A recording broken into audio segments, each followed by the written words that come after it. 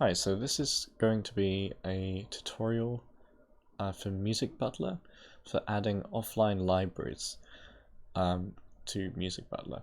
Now, a few things before we get started. You're going to need to have a organized offline music library. You're going to need to have a folder, that contains all your music, and within that folder, you have a list of artist names.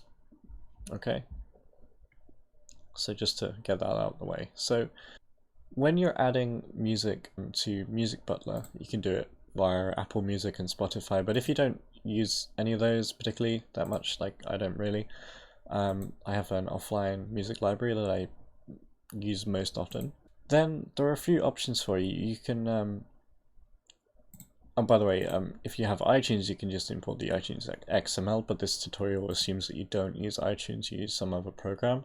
Like, for example, I use Musicbee. So, Musicbutler actually tells us there's 4 ways of adding artists.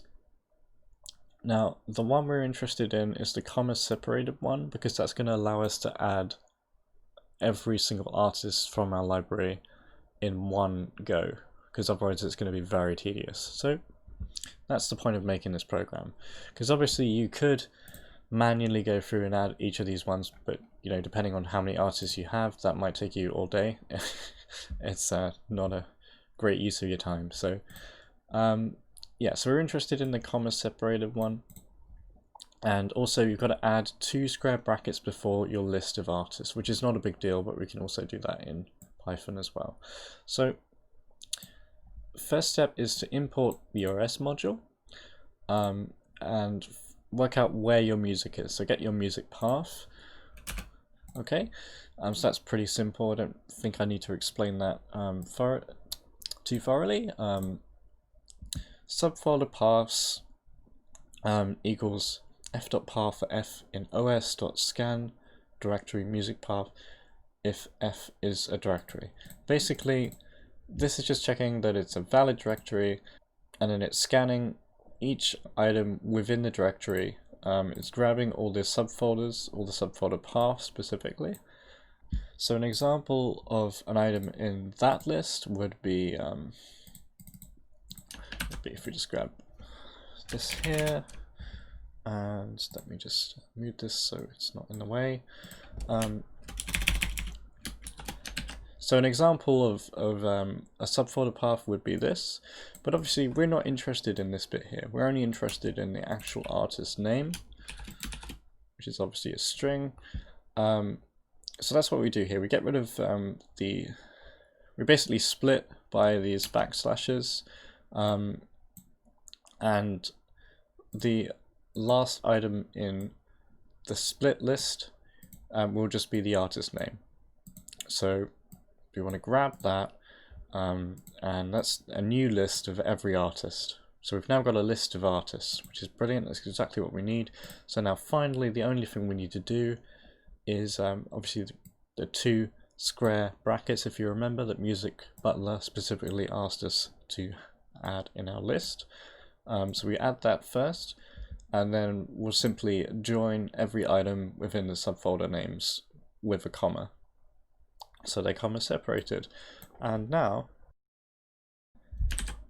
if I print this, then you should see that we have a list of names, and even have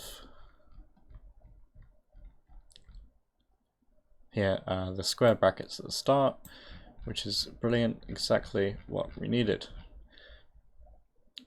So now all that's left to do is to just add. You basically copy this and you paste it in here, and then I believe you click add to list, and then it adds all of them. It was very easy to do anyway, and now as you can see it's processing, it's adding all these extra artists, because originally I just had those I think from my last FM. As you can see, there's some overlaps, so 500 artists I'm already following, and then 490 that have been newly added, so it's not a complete waste of time. And I was following about 1500 before, so now a little over 2000, which is cool. So yeah, so that's how you can add offline libraries to your Musicbutler. Obviously, it's not going to work for everybody depending on how your music library is organized, but hopefully that'll help somebody out there. And even if your library is organized a little bit differently, you could probably use this as a base to create a slightly more complicated program to work for you. So hopefully that'll help.